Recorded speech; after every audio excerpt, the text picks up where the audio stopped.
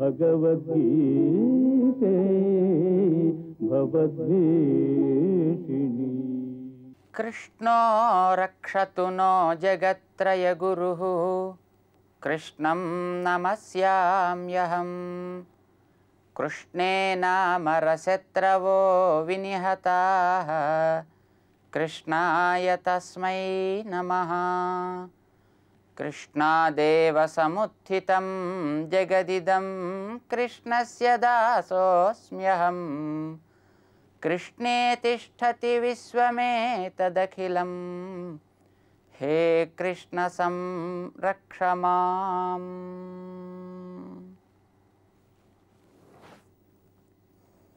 ప్రియ భగవద్బంధువులారా, భోజనం చేయడం అనగానే కొన్ని విషయాలు మనం తెలుసుకోవాలి.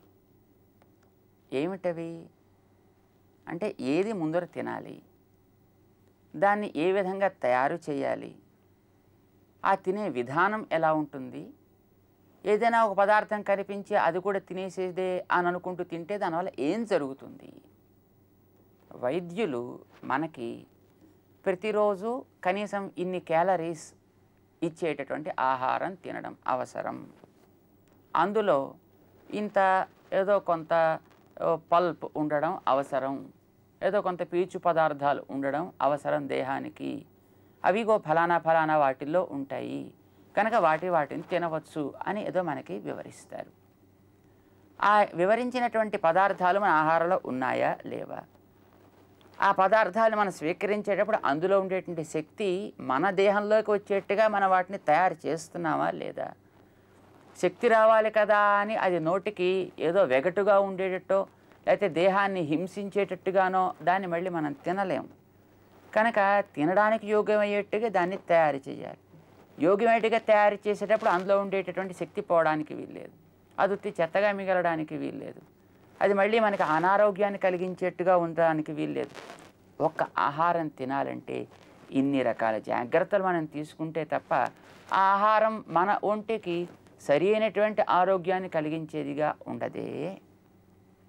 మనిషి బాగుపడాలంటే జ్ఞానం కలిగిన ఈ దేహాన్ని కలిగినటువంటి లోపలి జీవుడు కూడా తను ఉజ్జీవన పొందాలంటే, శ్రేయస్సుని పొందాలంటే ఆచరించేటటువంటి శారీరక కర్మలన్నీ కూడా ఎంత బాగా తెలుసుకుని తాను ఆచరించాలో కదా. ఎన్ని రకాల కర్మలు ఉంటాయి అని తెలుసుకుని అన్నిటినీ కూడా సాంగోపాంగంగా ఎట్లా ఆచరించాలో తను బాగా తెలుసుకోవాలి. అర్జున, ఇది ప్రతి మనిషికి అవసరం అని అంటాడు. ఇందాక మన ఆహారం అనుకున్నప్పుడు ఆహారం తినుట ప్రధానమైనటువంటి కర్మ అనుకుందాం మనం. ఇప్పుడు ఆహారానికి ముందర ఎందులో తినాలి, ఒక పళ్ళెంలోనా, లేదా ఒక కంచంలోనా, లేదా చేతిలోనా, లేదా గ్లాసులోనా, లేదా ఏదైనా ఒక చిన్న దాంట్లో పెట్టుకుని సిప్ చేయడమా, తెలియాలి కదా తను తీసుకునే ఆహారం ఎలా తీసుకోవాలి అనేటటువంటిది. ఈ ఎందులో పెట్టాలి, ఆ పెట్టుకునేటువంటి ఒక పళ్ళెం అయితే ఆ పళ్ళెం ఏ ఆకుతో చేసిన పళ్ళెమా, లేకపోతే స్టీల్దా, లేకపోతే వెండిదా, లేకపోతే బంగారమా, లేకపోతే అల్యూమినియమా, ఏది ఆరోగ్యకరం ఏది అనారోగ్యకరం ఇవి కూడా తెలుసుకోవాలి కదా. పళ్ళెం అంటూ ఏదో ఒకటి అక్కడ బయట పారవేసి ఉంటే దాన్ని అట్లాగే తీసుకురావాలి, దాన్ని కడగాలనా, దాన్ని శుద్ధి చేసుకోవాలనా, ఇది కూడా తెలియాలి కదా. కనుక తినడం అనేటిది ఒక ప్రధానమైనటువంటి కర్మ అయితే ఆ తినడానికి ముందు చేసేవన్నీ కూడా కొన్ని ఉపకర్మలు అవుతాయన్నమాట. వివిధములైనటువంటి కర్మలు వాడు చేయాలని వికర్మ అని అంటాం, అది కూడా వీడు తెలుసుకోవాలి. దీనివల్ల నాకు ఏం కలుగుతుంది అనేది లోపల తనకి జ్ఞానంలో కలగాలి. అది చేసే కర్మతో సంబంధం ఏం లేదు. ఈ వస్తువు తింటే ఇలాంటి శక్తి కలుగుతుందిట, ఈ వస్తువు తింటే ఇలా ఆరోగ్యం చెడుతుందట, ఈ ఆహారం తినట్టయితే పెద్ద ఆరోగ్యం బాగుపడదు, దానివల్ల నష్టం లేదు లాభం లేదు, అయితే కానీ రుచిగా ఉంటుంది కనుక మాత్రం తినడం, ఇది లోపల జ్ఞానం అంటాను దీన్ని. ఇది కర్మ కాదు, కానీ తను చేసే కర్మతో పాటు ఇది చేరి ఉంటుంది కనుకనే కర్మ చేయగలుగుతాడు, తినవలసినవి తినగలుగుతాడు, కూడనివో దూరంగా ఉంచగలుగుతాడు. ఇది వెనకాతలు ఉండేటువంటి జ్ఞానం అంటాం. కర్మ కాదు కనుక ఇది అకర్మ. మామూలు ఏ పని చేసినా ఆ చేసే కర్మ ఏమిటో తెలియాలి.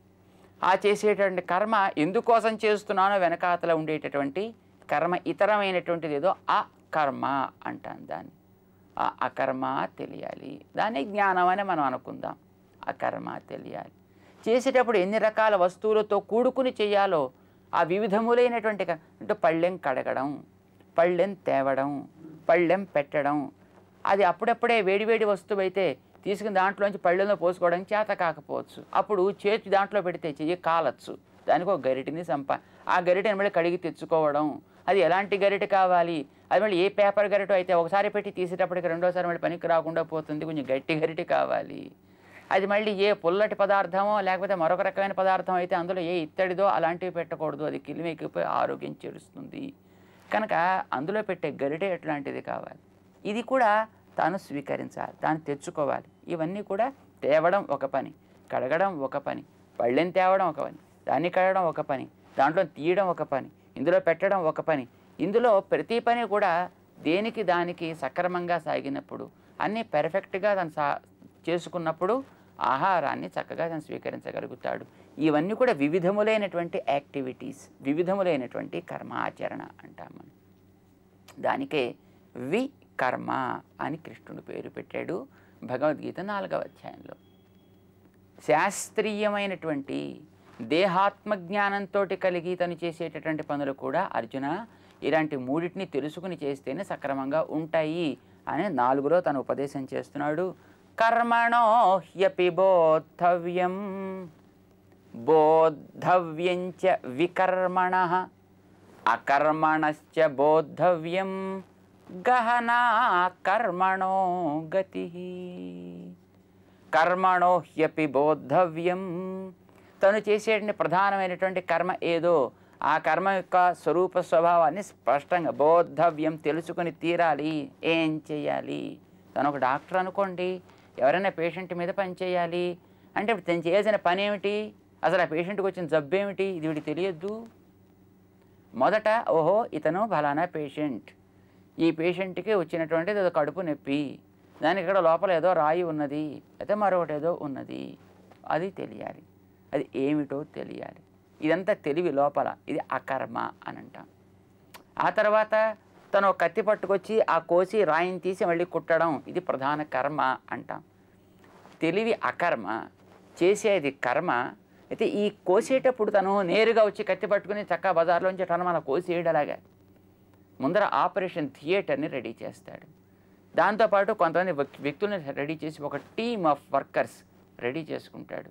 దాంతోపాటు కొన్ని ప్లేట్లు దాన్ని కోసిన తర్వాత వచ్చే రక్తాన్ని పట్టడానికో లేకపోతే రక్తం రాకుండా చేయడానికో వచ్చే రక్తాన్ని అద్దడానికో, దాని తర్వాత దాన్ని కోసేటప్పుడు ఏ ఏ పొరని ఏ వస్తువుతోటి కోయాలో, అప్పుడు ఏదైనా ఒకవేళ మళ్ళీ అది మూసుకుపోతుంటే దాన్ని ఎట్లా పట్టి పెట్టే ఫార్సిప్స్ ఏం ఉండాలో, అయిన తర్వాత ఆ లోపల కుట్టాల్సినటువంటి సూది ఎట్లా ఉంటుందో, దారం ఎట్లా ఉంటుందో, అవి రెడీగా ఉన్నాయో లేదో, దాన్ని ఇచ్చే వ్యక్తులు సక్రమంగా ఉన్నారో లేదో అన్నీ చూసుకుంటాడు. అన్ని పరికరాలు లెక్క పెట్టుకుంటాడు. అన్నీ కరెక్ట్గా ఉన్న తర్వాత అప్పుడు ప్రారంభిస్తాడు, గబగబా పని చేస్తాడు. ఇవన్నీ కూడా వివిధములైనటువంటి కర్మలు. ఈ వివిధములైనటువంటి యాక్టివిటీస్ని సిద్ధం చేసుకుని ప్రధానమైన యాక్టివిటీని అది ఎందుకు తను చేస్తున్నాడో తెలిసి చేస్తాడు. ఇది ప్రతివాడికి అవసరమే, ప్రతి పనికి అవసరమే. చేస్తూ ఉంటాం కానీ దాని గురించి వివరించాలి అని ఎవరన్నా అంటే మాత్రం మనకి ఇదేమిటో పెద్ద అంత బాగా రాదు. కృష్ణుడు పరమాత్మ దయచేత మన మీద తన అనుభవం కలిగిన వాడు కనుక దాన్ని వివరించడం ప్రారంభిస్తున్నాడు.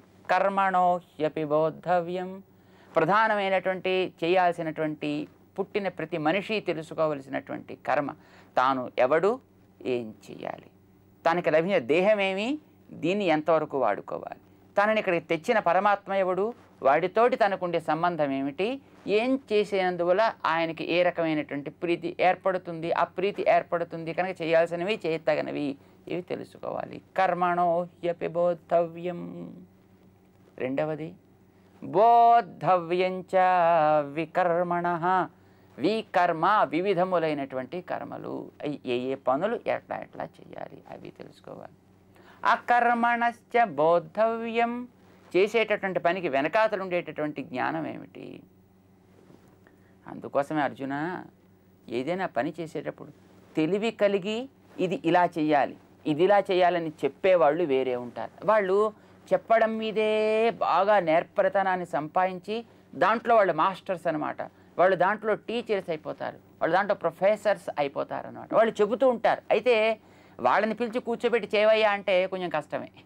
అంటే వాడికి బాగా దాన్ని ఎట్లా చేయాలి చెప్పి చెప్పి చెప్పి చెప్పి చెప్పి అలవాటైంది కనుక చెప్పేటటువంటి రంగాన్ని కొంతమందిని ప్రత్యేకించి కేటాయించి ఉంచడం జరిగింది. ఇక కొంతమంది చేసేటటువంటి రంగాల్లో వాళ్ళు బాగా చేస్తుంటారు, బాగా చేసి చేసి చేసి ఏది ముందు ఏది తర్వాత ఏది ఆ తర్వాత ఏది తర్వాత చివరికి ముగించడం, దాంట్లో వాడు బాగా పర్ఫెక్షన్ సాధించి ఉంటారు. చెప్పవాయి దీని గురించి అంటే వాడికి చెప్పడం కష్టం.